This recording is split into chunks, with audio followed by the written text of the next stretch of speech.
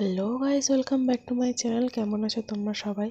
শুভ রথযাত্রা সবাইকে আমার তরফ থেকে। আর আমি তো রথ টানতে চলে এসেছি, দেখতেই পাচ্ছ।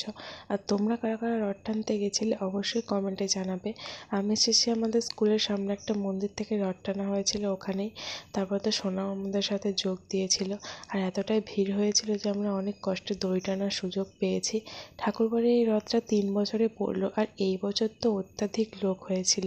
আর রাস্তার মাঝখানে একটু নাচানাচি হচ্ছিল, ব্যান্ড পার্টি হয়েছিল, তাই অবশ্য আমরাও লাস্টে একটু নেচেছিলাম।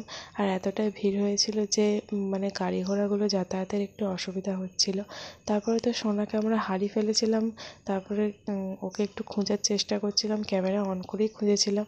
একটু নার্ভাসও হয়ে গেছিলাম লাস্টে। তারপরে রথ রথ তার মাসির বাড়ি পৌঁছে গিয়ে একটু বাতাসা ছড়ানো হচ্ছিল, যার মধ্যে আমি একটাও বাতাসা কুড়োতে পারিনি। সবশেষে একটু খিচুড়ি ভোগ সংগ্রহ করেছিলাম, যেটা আমরা সবাই মিলে ভাগ করে খেয়েছিলাম।